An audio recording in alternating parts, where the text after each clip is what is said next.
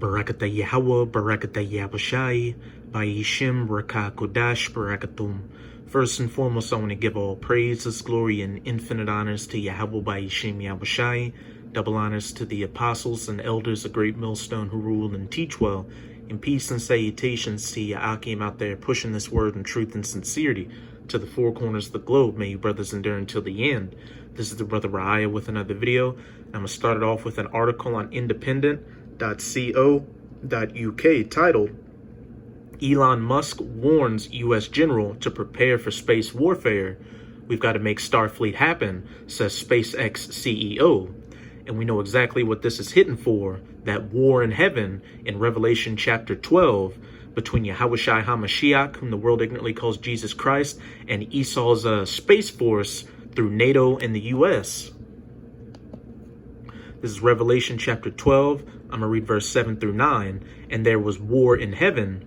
And this isn't talking about Satan and the fallen angels fighting with the Most High in the third heaven. This is talking about a physical war in this realm in the second heaven, which is space, more specifically low orbit space. And there's also going to be parts of it in the first heaven, which is the regular sky. Michael and his angels fought against the dragon, and that dragon is Esau Edom's political, financial, and military system, the fourth beast, the reincarnated Roman Empire, which is the NATO-EU alliance, which the U.S. is a part of.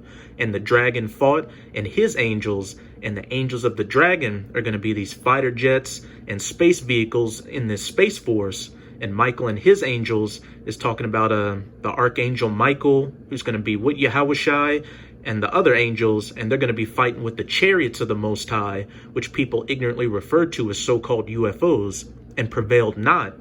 Neither was their place found any more in heaven. And that great dragon was cast out, the old serpent called the devil, which means deceiver, and Satan, which means adversary, talking about Esau Edom, the so-called white man, which deceiveth the whole world. He was cast out into the earth, and his angels were cast out with him. When Yahushai goes to war with Esau's space force, they're going to utterly annihilate it. It's going to be like shooting crabs in a barrel. And we can clearly see that we're getting closer and closer to this war in heaven. You've got information like this coming out, and you've got these different end times prophecies popping up and beginning to come to their fulfillment. The main thing we're waiting for is the mandatory implementation of the mark of the beast, which is the RFID/NFC microchip implant. And then shortly thereafter, that's when Yahushua is going to make his move to save his elect and go to war with you heathens. So now more than ever, Akim, you should have that fire in your spirit to be pushing this word as hard as you can to make your calling and election sure and get saved on this first go around and be on that chariot with Yahushua, seeing him put that work to this space force. Let's get back to the article. Elon Musk has told a top U.S. Air Force general the fighter jet era has passed, predicting wars will soon be fought using unmanned drones and space-based technology. Speaking with Lieutenant General John Thompson at the Air Warfare Symposium in Orlando, Florida, the SpaceX chief executive praised the U.S. Space Force, which was unveiled last year by Donald Trump. The latest branch of the U.S. military has been widely mocked, with detractors pointing out the similarities between the Space Force logo and that of Star Trek, as well as the terrestrial camouflage used for the uniform. The role of the new command is to protect satellites and other space-based infrastructure, while also conducting space operations to assist troops on the ground. But its main role is to try to wage war against Yahushai when he returns. Just like the men of the Lord and the elect can see these prophecies coming to their fulfillment, so can the elites of this world, who are the Rothschilds, the Rockefellers, the Gettys, the DuPonts, you name it. As it says in Revelation chapter 12, verse 12, the devil is come down in great wrath because he knoweth that he hath but a short time. Again, these elites can see that these end times prophecies are coming to their fulfillment, and they also understand that they're Edomites, and what the fate of the Edomites are, 1,000 years of hardcore bondage and slavery before their permanent eradication, and they clearly don't want that, so that's why they're scrambling together all their pieces to come against Yahushai with, which again is all futile. Back in Revelation chapter 12, the devil and his angels were cast out. I think it's actually cool that the creation of the Space Force is happening, Mr. Musk said. It makes sense that there's a major branch for every domain. I have zero doubt that if the United States does not seek great innovations in space, it will be second in space, as sure as night follows day, so it's a big deal. But the US won't have to worry about being second in space, because their Space Force is going to get utterly annihilated, and the United States is going to get utterly annihilated by 200 million nuclear missiles, which are going to turn it into the biblical lake of fire from sea to shining sea, and then a desolate, uninhabitable wasteland afterwards. But I've also got another article dealing with space weapons and the Space Force on defenseone.com titled "Pentagon Wants to Test a Space-Based Weapon in 2023, but best believe that they already have this technology ready and to be put in place." When you start seeing information like this come out, know that they're about 20 to 30 years ahead. They're just slowly easing the people into accepting the fact that this technology exists and that it's not just science fiction. Defense officials have asked for $304 million to fund research into space-based lasers, particle beams, and other new forms of missile defense next year. Defense officials want to test a neutral particle beam in orbit in fiscal 2023 as part of a ramped-up effort to explore various types of space-based weaponry. They've asked for $304 million in the 2020 budget to develop such beams, more powerful lasers, and other new tech for next-generation missile defense. Such weapons are needed, they say, to counter new missiles from China, Russia, North Korea, and Iran, but chiefly Yahushua HaMashiach and the angels returning in the chariot. But just figuring out what might work is a difficult technical challenge. So the Pentagon is undertaking two studies. The first is a $15 million exploration of whether satellites outfitted with lasers might be able to disable enemy missiles coming off the launch pad. Defense officials have said previously that these lasers would need to be in the megawatt class. They expect to finish the study within 6 months.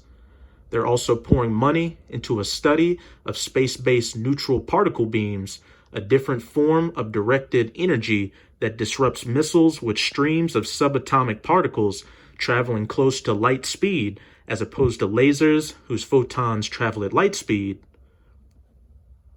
That's pretty much it with this article. You get the point. But hey, as Joachim can see, this devil's getting ready to come down in great wrath, because he knoweth that he hath but a short time. He knoweth that he hath but a short time to try to bring about his new world order and get everything under lockdown. And this devil honestly thinks he's going to be able to go against Yahushai and his Space Force, the chariots. Just a complete madness. Hey, but as it says in Obadiah, the pride of thine heart hath deceived thee. This is Obadiah.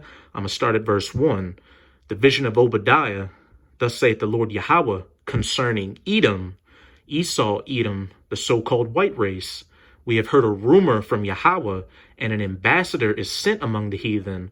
Arise ye, and let us rise up against her in battle. And that ambassador sent among the heathen are the men of the Lord, the prophets of the Most High, chiefly through GMS or Great Millstone, going out there on the highways and byways and putting up video epistles like this, condemning you two-thirds and heathens, and telling you what's to come through the scriptures, and also to wake up the elect so they can be saved from this coming destruction. Verse 2, Behold, I have made thee small among the heathen. Thou art greatly despised. The pride of thine heart hath deceived thee, thou that dwellest in the clefts of the rock, whose habitation is high. And that has a twofold meaning. On the one hand, it's talking about these skyscrapers that these Edomites live in, which are very high, hence the term skyscraper. And on the other hand, it's talking about their pride, how they're in such an elevated position in their minds that they think they're never going to go down. They think that their house shall endure forever. That saith in his heart, Who shall bring me down to the ground? Verse 4, Though thou exalt thyself as the eagle, and what has been Esau Edom's symbol throughout history, the eagle, from Rome to Nazi Germany to the good old United States of America today, and thou that set thy nest among the stars, that Space Force, thence will I bring thee down, saith Yahweh, when Yahushua HaMashiach returns with his Space Force. And the main place that Yahushua is going to be putting that work to you Edomites is in the Valley of Jehoshaphat during the War of Armageddon in that Middle Eastern region. This is 2nd Esdras chapter 13. I'm going to start at verse 5. And after this I beheld, and lo, there was gathered together a multitude of men out of number from the four winds of heaven, all these different heathen nations being gathered down into the Valley of Jehoshaphat for that battle in the Valley of Jehoshaphat, to subdue the man that came out of the sea, Yahushua HaMashiach. But I beheld, and lo, he had graved himself a great mountain, and flew up upon it, that massive fathership chariot that Yahushua is going to return in. But I would have seen the region or place whereout the hill was graven, and I could not. This chariot was so massive that Esdras couldn't see the end of it. And after this I beheld, and lo, all they which were gathered together to subdue him were sore afraid, and yet durst fight. The Chinese, the Russians, the Iranians, the state of Israel, Saudi Arabia, Turkey, these NATO nations, the U.S. When Yahushua returns, they're going to stop fighting each other and band together to try to fight against Yahushua. Verse 9, and lo, as he saw the violence of the multitude that came, he neither lifted up his hand, nor held sword, nor any instrument of war. Again, it's going to be like shooting crabs in a barrel when Yahushua returns in that chariot. No technology you heathens, chiefly Esau Edom, has is going to compare to the technology of Yahweh Ba'ashim Yahushai. But only I saw that he sent out of his mouth, as it had been, a blast of fire, and out of his lips a flaming breath, and out of his tongue he cast out sparks and tempests, that concentrated heat, those so-called laser beams being shot from the chariot. And they were all mixed together, the blast of fire, the flaming breath, and the great tempest, and fell with violence upon the multitude which was prepared to fight. These heathen armies and all their technology, their tanks, their fighter jets, their soldiers, and even assets from that Space Force, and burned them up, every one, so that upon a sudden of an innumerable multitude, nothing was to be perceived but only dust and smell of smoke. When I saw this, I was afraid. When you heathens get hit with that concentrated heat, nothing's going to be left but a pile of dust and the smell of smoke.